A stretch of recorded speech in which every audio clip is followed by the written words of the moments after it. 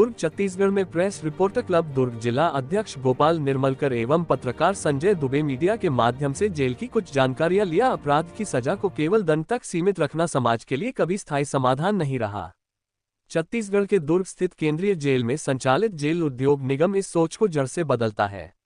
ये पहल बताती है कि सुधार, श्रम और स्वावलंबन जब एक साथ चलते हैं तब कारागार भी निर्माण का केंद्र बन सकता है।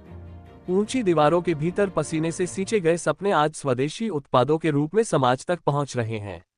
यहाँ कैदियों के हाथ केवल हथकड़ियों का बोझ नहीं उठाते, बल्कि आत्मनिर्भर भारत की नींव भी गढ़ते हैं।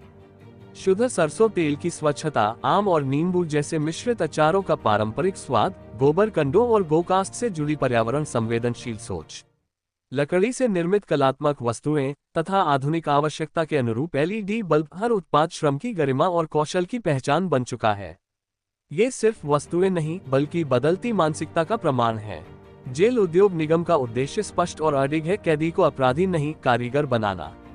प्रशिक्षण, अनुशासन और उत्पादन के माध्यम से उन्हें ऐसा मंच दिया जा रहा है जहां वे समाज की मुख्यधारा से दोबारा जुड़ सकें। काम के बदले मिलने वाला पारिश्रमिक।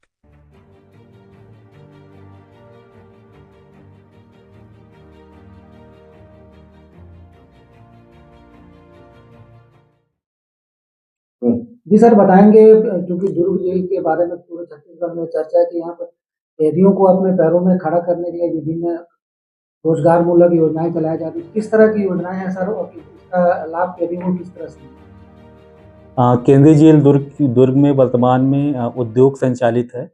उद्योग के माध्यम से बंदियों को कारपेंट्री, फैब्रिकेशन और सिलाई, साथ ही साथ एलईडी बल्ब का निर्माण, इस तरीके के रोजगार मूलक कार्यक्रम चलाए जा रहे हैं जिससे बंदी सीख सके और यहाँ से छूटने के बाद वो समाज की जो मुख्य धारा है उसमें जुड़ सके। इसके साथ ही हमारे पास कल्याण से संबंधित मुंगेरी सेंटर और पेट्रोल पंप संचालित है।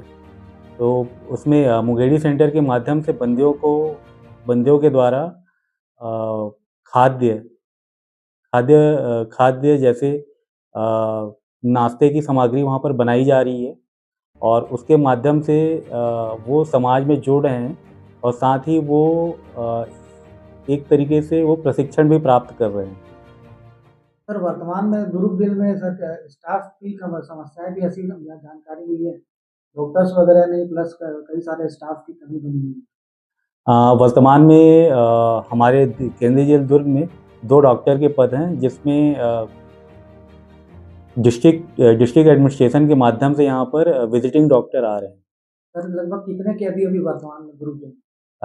आज 2163 लोग हैं यहाँ पर, विचाराधीन और कैदी मिलाकर, जिसमें 1100 के लगभग कैदी हैं। बंदी कल्याण कोष क्या है, इसका लाभ किस तरह से बंदियों को मिलता है? बंदी कल्याण कोष के माध्यम से हम बंदियों के जो जितने भी हाई कोर्ट व सुप्रीम कोर्ट में उनके जो अपील लगते हैं जेल के माध्यम से, उसमें हम उनका जो शपथ पत्र होता है वो जेल के माध्यम से उसी कोष से बनवाते हैं। साथ ही तीज त्यौहार व जो बंदियों के जो बच्चे होते हैं उनकी शिक्षा के लिए व्यवस्था हम बंदी कल्याण फंड से करते हैं। आने वाले समय में सर बंदी क्योंकि जेल से छूटने के बाद अपने पैरों पर खड़ा हो सके, कुछ कर सके रोजगार मूलक, उसके लिए किस तरह की योजनाएं हैं? आने वाले समय में हम नए उद्योग के बारे में सोच रहे हैं कि और नए उद्योग यहाँ पर खोले जाएं और साथ ही जो वर्तमान में 200 लोगों का प्रशिक्षण उद्योग के माध्यम से हो रहा है और प्रतिवर्ष जो बंदी छूट रहे हैं वो ये जो कार्य यहाँ पर सीख रहे हैं उसको वो रोजगार के रूप में बाहर अपना रहे हैं। सर, ये भी देखने को आता है कि क्योंकि कई बंदी आर्थिक रूप से कमजोर होने के कारण उनकी जमानत नहीं हो पाती, सर कुछ छोटे मोटी रकम के लिए वो जेल में ही पड़े रह रहे हैं। बहुत सारे जो कैदी या जो विचाराधीन बंदी हैं जिनका अर्थदंड या जिनका जुर्माना